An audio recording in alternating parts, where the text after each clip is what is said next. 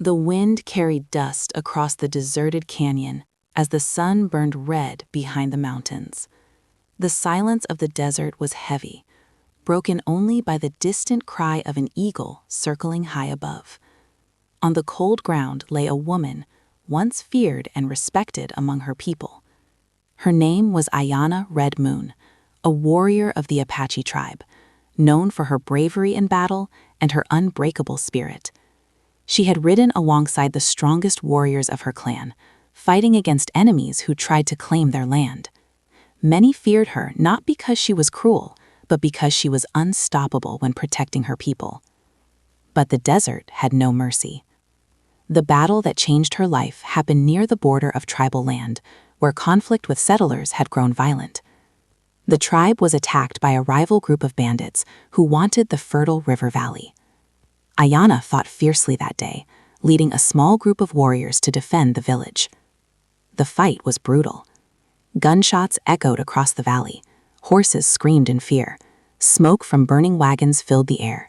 Ayanna rode at the front, her long black hair flying behind her like a battle banner. But fate betrayed her. During the chaos, a hidden explosive trap placed by the enemy shattered the ground beneath her horse. The blast threw Ayanna far into the rocky terrain. When she woke hours later, the world had turned into a nightmare. Both her legs were gone. The injury was severe. The bone damage was beyond any tribal healer's ability. Blood had soaked the sand beneath her like a dark river of life escaping her body. She tried to crawl. Pain shot through her body with every movement. But she was a warrior. She refused to die like a helpless animal. She dragged herself toward the direction of her tribe. Hours passed. The desert sun burned her skin. Her lips cracked from thirst. Darkness tried to pull her into unconsciousness. When she finally saw figures approaching, hope rose in her heart.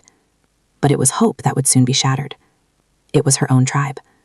They rode closer, their faces unreadable. The tribal chief, an old man named Chief Tahona, dismounted slowly and looked at her broken body lying in the dust. "Ayanna," he said quietly.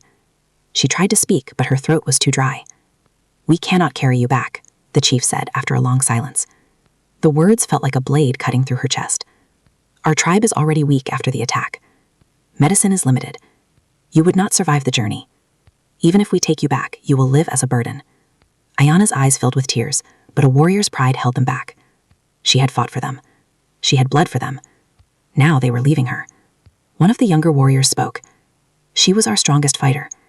"Was," the chief corrected. "Now she is only a wounded woman who cannot walk or fight."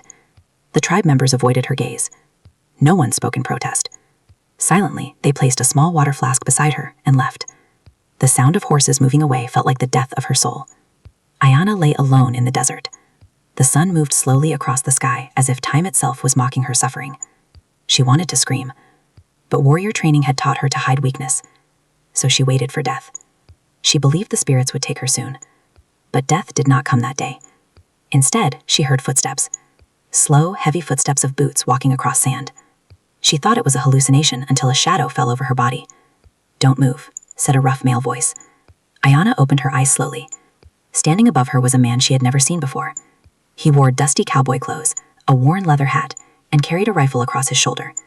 His face was weathered by long years under the desert sun. His name was Daniel Cross. He was a cowboy who lived alone on the edge of the territory, known by nearby settlements as a quiet man who helped travelers in trouble. Daniel knelt beside her. When he saw her missing legs, his jaw tightened slightly, but he did not show disgust or fear. "Your tribe left you?" he asked. Ayanna did not answer. Her pride would not allow it. Daniel sighed softly. "I found tracks of your tribe riding away. I guessed someone was left behind." He opened his water flask and carefully helped her drink. The water felt like life itself returning. "Why help me?" Ayanna whispered weakly. Daniel looked at the horizon before answering. "Because leaving a person to die when they are still breathing is something I cannot live with." He cut strips from his old shirt and started cleaning her wounds. The pain was unbearable, but Ayanna did not scream. Only tears escaped silently. "Hold on," Daniel said. "There is a small ranch about 2 hours away. I can carry you on my horse." "You don't know me," Ayanna said. "True," he replied, "but I know what loneliness looks like." He lifted her carefully, treating her like broken glass that might shatter under pressure. The journey to the ranch was slow. That night, under a sky filled with stars, Daniel spoke while walking beside the horse. "I lost my wife 5 years ago during a fever outbreak. People in town avoided me after that. I understand what it means to be abandoned. Ayana remained silent, listening. Something inside her chest felt strange. Not pain, not hatred, something closer to warmth. At the ranch, Daniel cleaned a small room and placed her on a wooden bed. The next weeks became a struggle for survival. There was infection risk from her wounds. Daniel learned from an old traveling doctor how to treat her injuries. He changed bandages daily, cooked simple food, and helped her regain strength. Ayana hated dependence. She had been a warrior who rode horses, hunted, and led fighters. Now she was unable to stand. Some nights she cried quietly when Daniel was outside feeding the animals. But Daniel never treated her like a broken object. He spoke to her as an equal.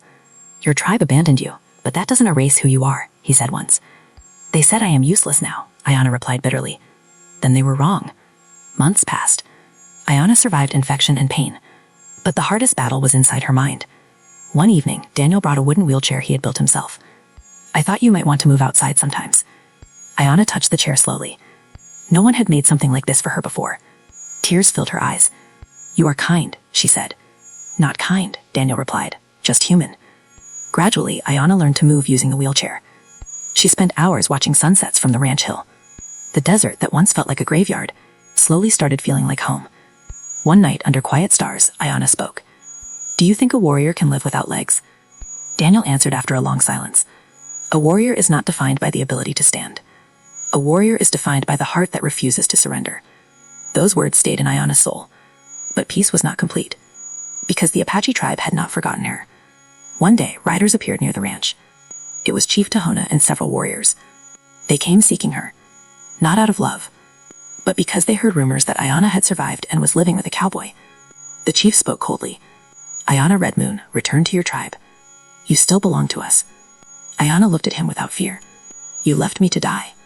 "The tribe needed survival," the chief said. Daniel stood silently behind her. Ayana took a deep breath. "I was your warrior when I could fight. When I became weak, you threw me away." The chief said, "You cannot live with an outsider. It brings shame." Ayana's eyes hardened. "I will not return." The warriors murmured angrily. But Daniel spoke calmly. "She is not your property." The tension grew. For a moment, it seemed violence would erupt. Then Ayana raised her hand. The desert wind blew across her face. "I am Apache by blood," she said. "But I am also a human being who chooses where her heart lives." "Leave now," Daniel said quietly. The tribe riders left in silence. After they were gone, Ayana turned to Daniel. "I have lost my legs," she said softly. "Yes. I have lost my tribe. Yes. I may never ride into battle again. Yes." She paused. "But I have not lost my heart." Daniel smiled. "Neither have I." Years later, people in nearby settlements spoke of the Apache warrior woman who lived with a cowboy on the edge of the desert. Children sometimes saw her riding a specially designed horse saddle while Daniel walked beside her. They said the woman with broken legs still carried the soul of a warrior. Because courage is not measured by how strong the body is. Courage is measured by how fiercely the heart refuses to surrender to abandonment. And in the desert wind, Ayana Red Moon finally found a place where she was not left behind.